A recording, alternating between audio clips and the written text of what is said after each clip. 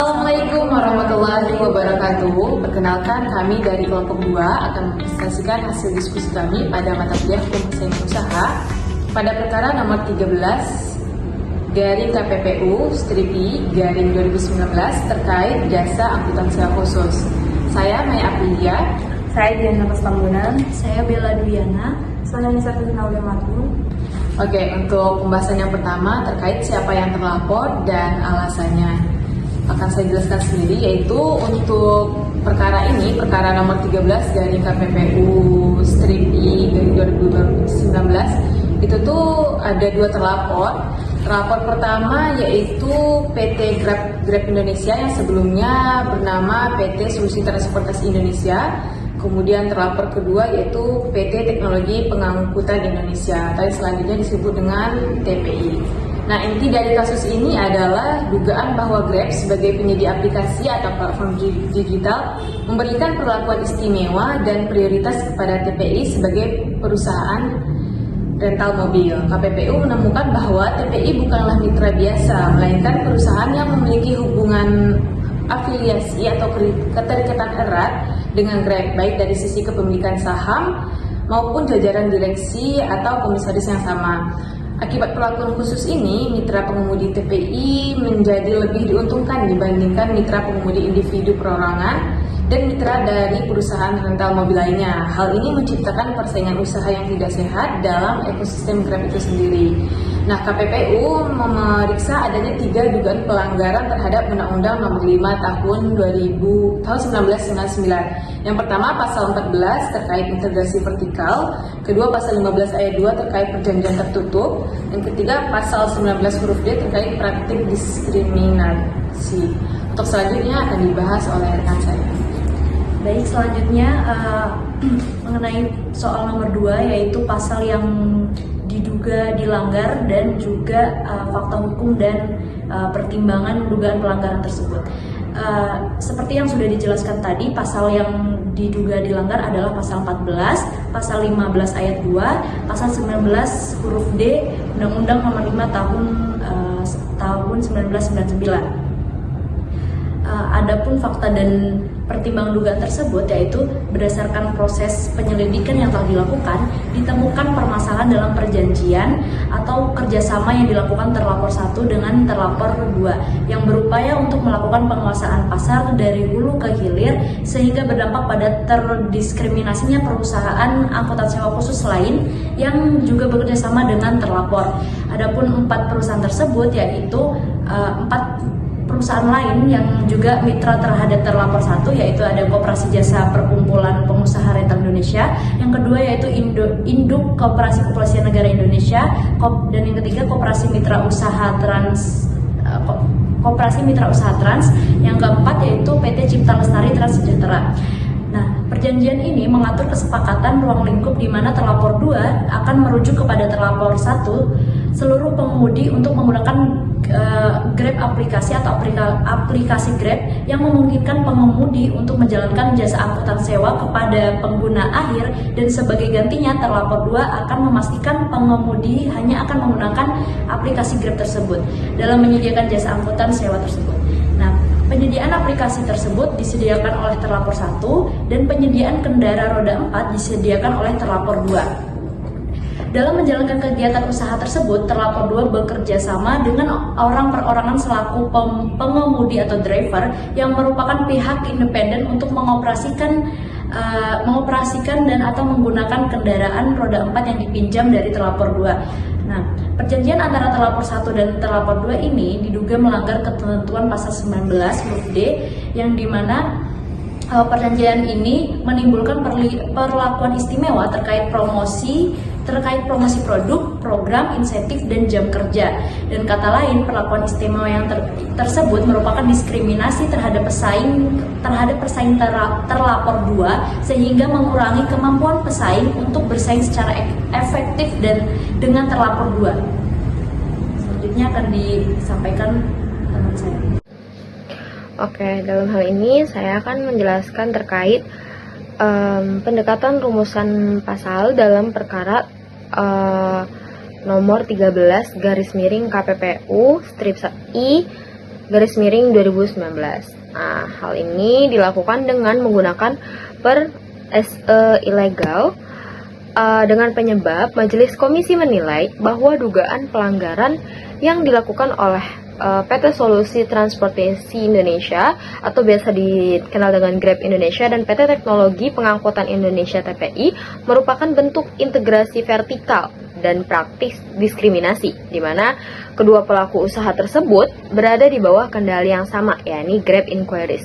Nah, pendekatan rumusan pasal digunakan untuk menilai apakah hubungan dan perjanjian antara kedua entitas tersebut memenuhi unsur-unsur pelanggaran dalam Undang-Undang Nomor 5 Tahun 1999. Majelis Komisi menerapkan pendekatan normatif dengan melihat pasal 14 yang melarang perjanjian antara pelaku usaha untuk menguasai produksi sejumlah produk dalam satu rantai usaha yang berpotensi menimbulkan persaingan usaha tidak sehat. Kemudian pada pasal 15 ayat 2 yang melarang adanya persyaratan pembelian barang atau jasa tertentu yang mengikat dengan pembelian barang atau jasa lain atau biasa disebut dengan praktik tying in. Kemudian pada pasal 19 huruf D dijelaskan bahwa melarang praktik diskriminasi terhadap pelaku usaha tertentu, dalam hal ini terhadap perusahaan penyedia jasa angkutan sewa khusus lain di luar TPI. Dengan pendekatan tersebut, KPPU menilai apakah kerjasama Grab dan TPI menciptakan hambatan masuk entry barrier, diskriminasi, serta penguasaan pasar yang melanggar prinsip persaingan usaha sehat. Kemudian, adapun lingkup pasar bersangkutan dalam perkara ini ditetapkan berdasarkan pasal 1 angka 10 Undang-Undang Nomor 5 Tahun 1999, yaitu pasar yang berkaitan dengan jangkauan pemasaran tertentu oleh pelaku usaha atas barang dan atau jasa yang sama atau sejenis. Majelis Komisi membagi menjadi dua dimensi. Yang pertama, pasar produk atau biasa disebut dengan relevant product market. Penyediaan jasa angkutan sewa khusus yang pemesanannya dilakukan melalui aplikasi daring, online ride hailing service. Yang kedua, pasar geografis relevant geographic market yang biasanya ada di wilayah Jabodetabek, Makassar, Medan, dan Surabaya, sesuai dengan area operasional yang ditetapkan dalam izin usaha angkutan sewa khusus. Nah, kemudian Majelis Komisi menilai informasi yang disampaikan bukan merupakan laporan karena tidak memenuhi persyaratan atau kriteria laporan sesuai ketentuan dalam pasal 11 ayat 2 dan ayat 3 Peraturan KPPU Nomor 1 Tahun 2010.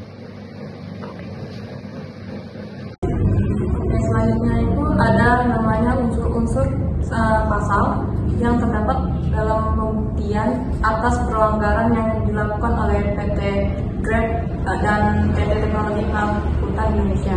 Yang pertama itu sebelumnya sudah dijelaskan oleh rekan saya dan teman saya terkait dugaannya.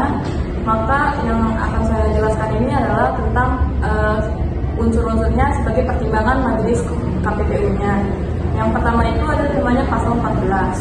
Nah, pasal 14 ini telah memenuhi unsur sebagai pelanggaran terhadap PT si Grab dengan TPI, bahwa yang pertama itu adalah unsur pelaku usaha.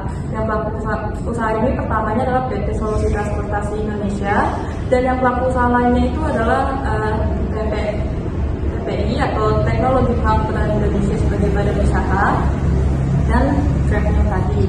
Lalu ada yang namanya tadi unsur melakukan satu kegiatan yang menjadi kegiatannya itu adalah bahwa pelaksanaan perjanjian yang dilakukan antara terlapor 1 dan terlapor 2 ini diduga telah mengakibatkan hambatan persaingan dalam penyediaan jasa angkutan sewa khusus dalam bentuk diskriminasi. Yang selanjutnya dapat berdampak pada pengemudi yang bukan mitra terlapor 2. Yang kedua, dan dampaknya ini selaku perusahaan hilir afiliasinya sebagaimana diuraikan pada keputusannya di Indra 12 bahwa terlapor 1 memberikan hak keistimewaannya dan prioritas layanannya kepada terlapor 2 dan atau mitra terlapor 2 atau yang disebut dengan perjanjian integrasi vertikal. Untuk dikatakan mempunyai market power dalam suatu perusahaan, memiliki pemasarannya itu sebesar 50% atau 75%. Sedangkan pangsa pasar di terlapor 2 itu hanya 6% saja untuk wilayah Jabodetabek dan di bawah 3%. Lalu yang menjadi permasalahannya adalah Majelis KPPU ini mempertimbangkan bukti dari laporan dugaan investigator bahwa terdapat adanya peningkatan kemampuan bersaing dari terlapor 2 dibandingkan mitra terlapor yang pertama berupa penambahan pembelian unit mobil berupa kaya sebanyak 30 lebih di tahun 2019. Sehingga ada juga terlapor 1 dan 2 ini melakukan tindakan dalam bentuk integrasi kedua produk atau komponen utamanya yang dikuasai oleh PK. Lalu ada namanya pasal 15. Pasal 15 ini dalam pertimbangan hakim itu dinilai tidak terpenuhi bahwa mereka melakukan adanya pelanggaran berupa perjanjian tertutup. Dalam hal ini pertimbangan majelis hakim, maksud saya majelis komisi ini tidak sependapat dengan adanya laporan yang sebelumnya digugat dalam kesimpulan si investigator bahwa terkait unsur barang atau jasa tertentu terkait produk dan unsur barang yang lainnya itu sebagaimana diuraikan berdasarkan peraturan KPPU nomor 5 tahun 2011 tentang pedoman pasal 15 terdapat adanya larangan secara spesifik pelaku usaha yang bertindak sebagai pemasok atau sektor hulu tidak dibolehkan untuk memperlakukan kewajiban bagi pelaku usaha lain sebagai penerima pasokan dan atau distributor untuk membeli produk dan atau jasa lain yang berbeda karakter dengan produk pokoknya. Sehingga dapat disimpulkan bahwa majelis komisi ini secara sah saja melihat kedua terlapor ini melakukan perjanjian asal mereka tidak ada merugikan si perusahaan lain itu yang mitra-mitra kecil lainnya.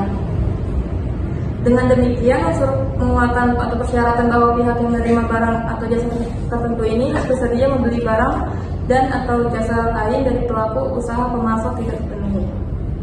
Lalu ada yang terakhir, ada unsur-unsur yang dipenuhi dalam putusan ini adalah pasal 19. Yang pertama itu ada unsur pelaku usahanya, itu adalah PT Volume Transportasi Indonesia yang sebagai badan usaha berbentuk badan hukum didirikan dan berkedudukan serta melakukan kegiatan usaha. Dan yang kedua ada memenuhi unsur pelaku usaha lain, yakni PT Teknologi Pengangkutan Indonesia sebagai badan usaha atau badan hukum yang menjalankan kegiatan usahanya melakukan pengangkutan penumpang. Nah, yang ketiga itu adanya pemenuhan unsur melakukan suatu atau beberapa kegiatan baik sendiri maupun bersama-sama berupa melakukan diskriminasi terhadap pelaku usaha tertentu. Terlapor yang pertama ini telah melakukan diskriminasi kepada mitra non terlapor 2 dan atau terlapor 1 yang telah memberikan perlakuan istimewa kepada terlapor 2 sebagai perusahaan. Yang ketiga, maksudnya yang terakhir, unsur ini yang terpenuhi adalah mengakibatkan terjadinya praktik monopoli dan persaingan usaha tidak sehat. Dalam hal ini juga ada terdapat 2 perjanjian. Sebelumnya saya ingin menambahkan bahwa perjanjian dalam yang diantara terlapor 1 dan 2 ini adalah perjanjian kerjasama penyewaan kendaraan untuk penyediaan layanan ke kendaraan pengemudi itu di tanggal 7 Agustus tahun 2018, dan perjanjian penyediaan jasa antara terlapor 1 dan 2 ini tertanggal 5 Juni tahun 2017 yang keduanya ini ditandatangani oleh orang yang sama, yakni saudara Stefanus Adrianto sekaligus pemilik saham tertinggi sebanyak 50.000 lembar.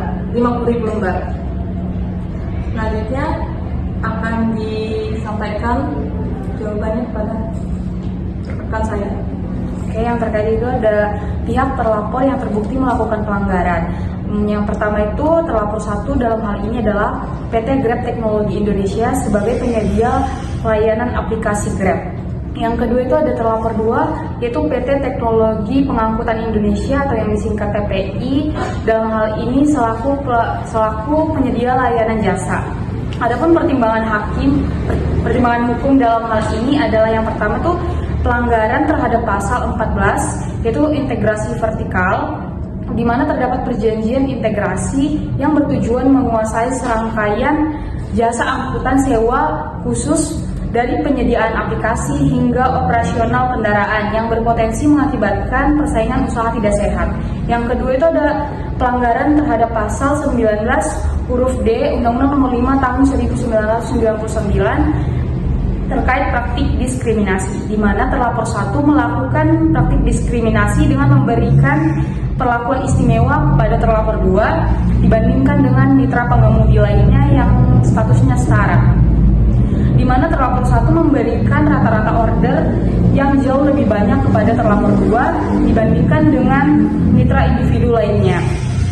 Sanksi hukum yang diberikan terhadap terlapor 1 denda sebesar 7,5 miliar terhadap pelanggaran pasal 14 Undang-Undang Nomor 5 Tahun 1999. Yang kedua, denda sebesar 22,5 miliar terhadap pelanggaran pasal 19 huruf D Undang-Undang Nomor 5 Tahun 1999 terhadap terlapor 2, yaitu denda sebesar 4 miliar rupiah terhadap pelanggaran pasal 14 dan denda sebesar 15 miliar terhadap pelanggaran pasal 19 Undang-Undang Nomor 5 Tahun 1999. Adapun dasar yang menjadi